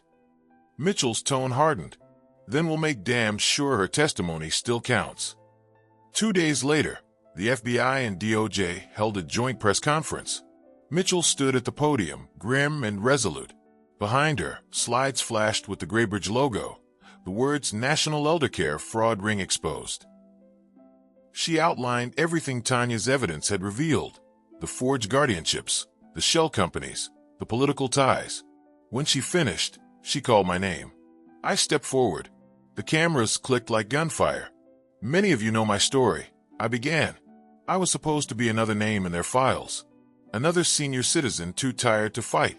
But people like Tanya, even if she made mistakes, showed courage at the end. And courage, I said, voice trembling, is contagious. When I left the stage, Mitchell caught my arm. "We're close," she whispered. "The DOJ's freezing Graybridge's assets tonight. If we can get Senator Kaine to flip, we'll have them all." But she also looked worried.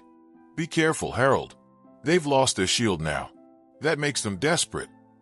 That night, I returned home to find my front door slightly ajar. My pulse quickened. I reached slowly into the drawer by the entryway and pulled out the old revolver my father left me. Hadn't used it in 50 years, but my hands remembered the weight. The house was quiet, too quiet. Then I saw it, a single sheet of paper taped to my living room mirror. "You should have stayed quiet, teacher." No signature, just the faint imprint of a Graybridge Holdings letterhead underneath. I tore it down and called Mitchell. "They've been inside my house," I said. "They know where I live." "We'll send a team immediately," she replied. "Pack a bag. You're coming to a safe location tonight." "Not tonight," I said. "They want me scared. I'm not giving them that satisfaction." "Harold, I'll be fine," I said. "Just make sure those bastards see daylight in court." When I hung up, I poured myself a glass of bourbon and sat by the window, the revolver resting on the table beside me. Outside, thunder rolled over the neighborhood. If they wanted a frightened old man, they came to the wrong address. They might have taken Tanya. They might have corrupted the courts, the doctors, even Congress. But they were about to learn the same lesson every liar learns eventually. You can forge papers, you can fake diagnoses, you can silence witnesses, but you can't bury the truth forever.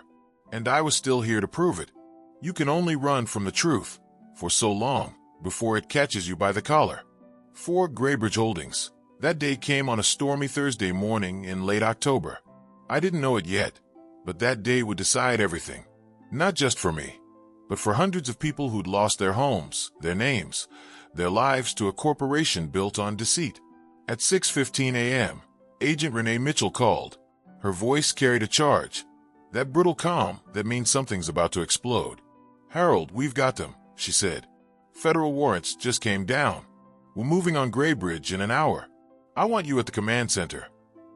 By 7 o'clock, I was in the Bureau's Mobile Operations Unit, parked 3 blocks from Graybridge's headquarters in downtown Chicago. The building was a modern fortress, mirrored glass, security gates, the whole 9 yards. Inside the van, agents prepped tactical gear. Mitchell stood in front of a digital map, headset on, calm and efficient. "Okay," she said to the team. "We've got confirmation of at least 7 key targets inside. The CEO, Elliot Vaughn, is on site, along with 2 board members and legal counsel. We have probable cause linking them to interstate fraud, racketeering, and conspiracy to commit homicide." I exhaled slowly. "Elliot Vaughn, that the big snake behind the rock?" Mitchell nodded grimly. "The very one. And Harold, I think you should know. Vaughn was Kellerman's real employer. He funded her operation from day one." "Then it's about time we met," I said. Mitchell almost smiled. "Let's bring him his final lesson." The raid began at 7:32 a.m. sharp. From the van window, I watched black SUVs surround the building like chess pieces closing on a king. Agents in tactical vests stormed through the revolving doors, shouting commands. Sirens cut through the city's hum. For once, justice didn't whisper, it roared. Mitchell and I entered 10 minutes later, past the line of employees being escorted out by agents. I expected panic, maybe guilt. Instead, most faces were blank, trained to obey, not think. The elevator doors opened to the 27th floor, the executive suite. A man stood at the end of the hallway, hands clasped calmly behind his back. Silver hair, immaculate suit, smile like a blade. "Mr. Jameson," he said smoothly, as though greeting a guest instead of a witness. "I was wondering when we'd meet." "Elliot Vaughn," I said. "You've been stealing from people longer than I've been retired." He chuckled softly. "Stealing? No, my dear man. I've been providing solutions. The government needed someone to manage the aging population. We simply made it efficient." Mitchell stepped forward. "Efficient? You kidnapped citizens, falsified medical records, and murdered whistleblowers."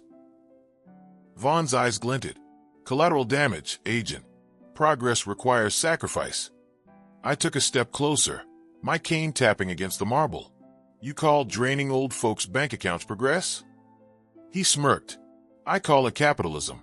Surely, a man of your intellect understands that." "Yeah," I said. "And a teacher like me knows how to grade essays full of lies." Mitchell handed a document to one of the arresting agents. "Elliot Vaughn, you are under arrest for conspiracy, wire fraud, racketeering, and accessory to murder. You have the right to remain silent." He raised a hand. "Please, spare me the recital. My attorneys will resolve this misunderstanding before dinner."